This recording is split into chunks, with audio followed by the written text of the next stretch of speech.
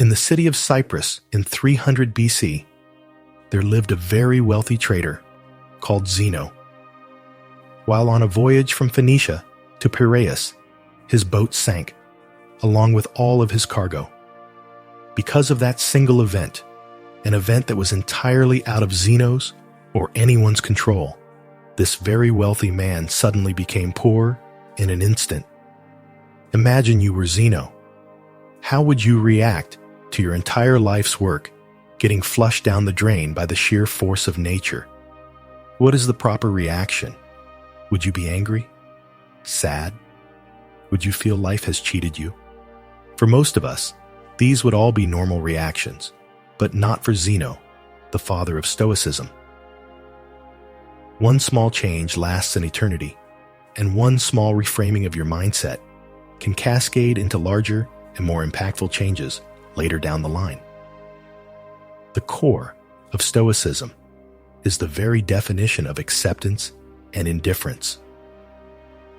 After reading the works of Socrates and other great philosophers, Zeno created and taught Stoicism. According to Zeno, although we don't have much control over what happens to us, we do have control over how it affects us, and we must use this control to great effect. Rather than crying over spilled milk, or in this case, drowned goods, Zeno focused on maintaining his composure over the situation, remaining calm and neutral despite his predicament. Today, people inadvertently view Stoics as people who cannot be broken, people who don't often linger to the emotional extremes, going through things like fits of rage or bouts of anxiety. But the original idea behind Stoicism was much more than that. Rather than just a way to describe people who are unemotional, Stoicism was a way to view, describe, and understand the world. It was a way of life, and that way of life has lasted for centuries. Stoic philosophy can be applied to situations today the same way it was applied thousands of years ago, and its benefits are just as impactful. Stoicism allows us to process these negative emotions from negative experiences and turn them into the thoughts that give us a unique perspective on the world. Perspective is everything, and everyone in the world has different experiences and thus different perspectives on things.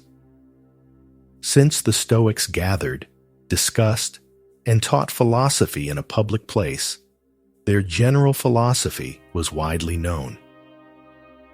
They believed that Stoic principles could greatly benefit anyone and everyone, and so it didn't make sense for them to hide that knowledge behind the four walls of a school or the palace courtyards. As a result, everyone, from slave to emperor, could learn and become a Stoic, and they did. Some of the world's most notable Stoics include Epictetus, which translates to acquired, as he was once owned as a slave, Seneca, who was a well-renowned statesman, and Marcus Aurelius, a Roman emperor and one of the most powerful men to have ever lived. The early Stoics practiced what they preached, avoiding all forms of segregation and leading the fight against inequality. They even invented the word cosmopolitan, which literally means citizen of the world. When people hear that word now, we think of cities like New York, Toronto, Dubai, and London because of how diverse they are. This was the type of unity and togetherness that the Stoics preached. At the time of Stoicism's foundation, women weren't allowed to pursue philosophy, but Stoics disagreed with that completely. Musonius Rufus, Epictetus's teacher, once said, "It is not men alone who possess eagerness and a natural inclination towards virtue, but women also. Women are pleased no less than men by noble and just deeds and reject the opposite of such actions. Since that is so, why is it appropriate for men to seek out and examine how they might live well? That is, to practice philosophy, but not women. Even at a time when it wasn't popular, women were allowed to freely learn about Stoicism and become Stoics themselves. So why do so many people adopt Stoicism as a way of life?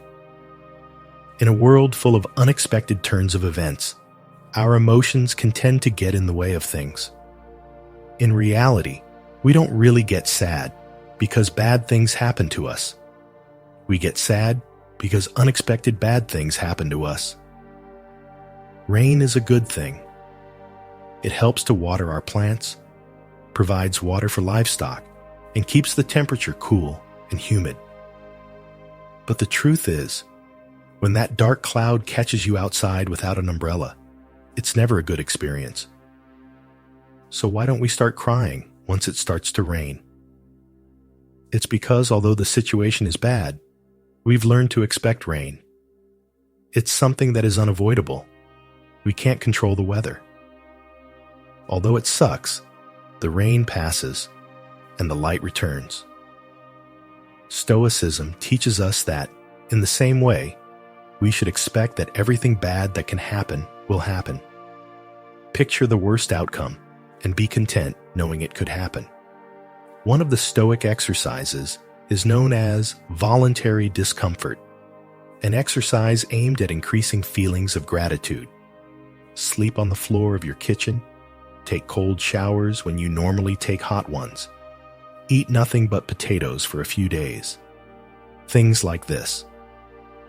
This exercise helps you to understand that no matter how hard it gets, you'll still survive and potentially thrive if your mindset is right.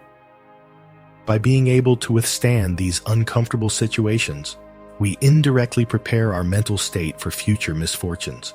With the current state of the world, where advertisements are constantly shoved down our throats, we're made to believe that if we don't have the next best thing, look a certain way, or make a certain amount of money, we will never be happy.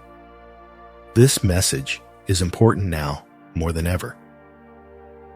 We enter the world not knowing much of anything. We grow up being taught things at home, in school, and by observing the world for ourselves. The thing is, a lot of times, all three of these sources of knowledge teach us in different ways. The question is, do we need to internalize all of this knowledge?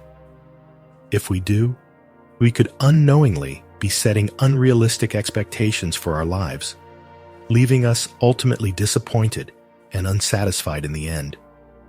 That's no way to live. We should instead focus on improving ourselves, for ourselves. We should do things for ourselves, and only for that reason.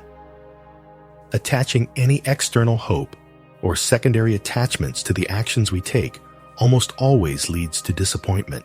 Most of the time, we end up trying to fill that emptiness with external things. Blowing all your money on a fancy car, a house, or even starting a family. Sometimes we do all of these things for their external value and not their internal value. But Stoicism teaches that if you approach life this way, you place your happiness in the hands of external forces, forces that can always fail. Cars almost always break down. Natural disasters wipe away entire cities, and divorce rates climb higher and higher each year. But even the free things in life come at a cost. The cost of space, both physical and mental. As Seneca once wrote, learning to live with less will create space in your life for the things that truly matter to you. Instead, we must place our happiness on our intrinsic value as humans and on nothing we have or can physically acquire. We must choose to do our best to keep a cool head, regardless of what life throws at us. Because regardless of what it is we want, at the end of the day, we don't have any control over the majority of things that happen to us, but we do have all the control over how we react to those things. That is the dichotomy of control, the most important principle in Stoic philosophy. In the words of Epictetus, the chief task in life is simply this: to identify and separate matters so that I can say clearly to myself which are externals not under my control and which have to do with the choices I actually control. Stoics teach that we must learn to separate what we can control from what we cannot control. We need to determine our value not from things we can't control, but from the things we can. Striving towards goals is a good trait, but breaking down when those things don't go your way is, in a Stoic's point of view, useless. Making YouTube videos is, well, a lot easier than being a Roman emperor, but it can still prove to be challenging sometimes. First, you must form your idea, which takes forever. Then research that idea. Scrap it because it sucks. Start over. Script the video. Create the video. Edit it. Make the thumbnail, title, and everything else before you hit upload. Everything up until the point where you click upload is all up to you. However, once you click the upload button, the power shifts to the YouTube algorithm. Still, a lot of people judge the success of their YouTube channel or Instagram account based on how many views and subscribers or followers they have, metrics of which, for the most part, are beyond your control. Stoics teach that instead, you should judge the success of your work based on the amount of effort you put in and not the outcome of your external hopes. Trust the process, living with less means, unbinding yourself from the societal handcuffs that you've essentially put yourself into. Think about a person who has been working hard at their job for the past 6 months. He now feels he deserves a promotion, and so he walks up to his boss with his performance report. The boss says thanks, doesn't grant him the promotion, and he goes home thinking he must suck at his job. He doesn't consider that the boss might have simply woken up angry. Someone else might have been better qualified at that time. Or maybe the company was just losing money and just couldn't afford it. He doesn't know the reason, but he's still upset. If he simply placed his value on the quality of the performance report he turned in, kept doing what he was doing to earn the promotion he wanted, he could have been much happier overall. With the right perspective, his goal wouldn't have been diminished, but just postponed. It's this reframing of your mindset that is crucial. A true Stoic does not view their successes based on the financial gain of their ventures, but is comforted by the fact that they can live a comfortable life without all the things money can buy. There are the 4 main virtues of Stoicism: wisdom, courage, temperance, and justice. Wisdom is being able to separate between what is internal and what is external, and the ability to choose our reaction to the things that happen to us. As Viktor Frankl said, between stimulus and response, there is a space. In that space is our power to choose our response. Courage, 2 words: persist and resist. Temperance, or moderation, is what I just did there, doing more with less, saying more with fewer words. While Jeff Bezos and Elon Musk are fighting at the top of Forbes' list, Stoics believe that the limit of wealth should simply be having what is essential and then having what is enough. Justice is the most important of all the virtues. It instructs that no one should do harm to another, because we were all born for each other, to do good to one another, and not to ourselves. Nelson Mandela was one of the most famous African leaders in the world. While he was fighting against apartheid, he was sentenced to life imprisonment, where he stayed for 27 years before finally being released. When he was released from prison, he was elected president of South Africa, and thus many people thought he was going to brutally punish all the people who had anything to do with apartheid or his imprisonment, but of course, he did not. Throughout his time in prison, Mandela read the works of Marcus Aurelius and learned many of the core values of Stoicism, all of which he practiced throughout his life. Instead of calling for the heads of the wrongdoers, Nelson Mandela urged his people to instead seek the opposite, to relax and rebuild.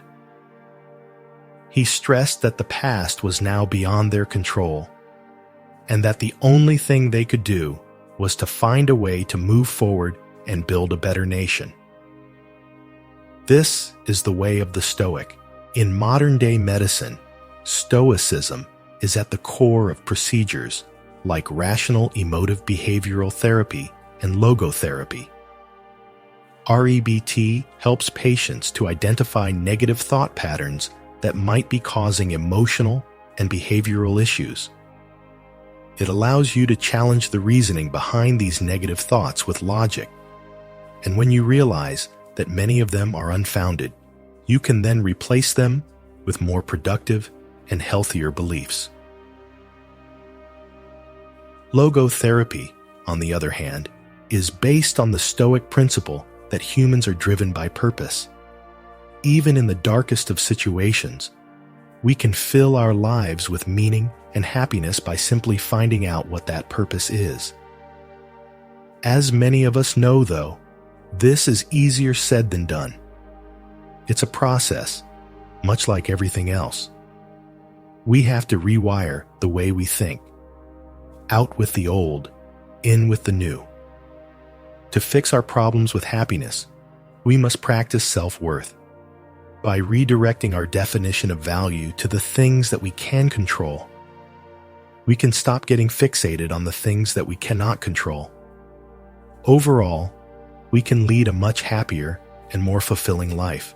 Stoicism helps us steer through past and present storms into calmer and more peaceful waters. And if our ship sinks and we all drown, we can take peace in the fact that we lived a good life, albeit not as long as we had hoped. Because remember, everything has an end.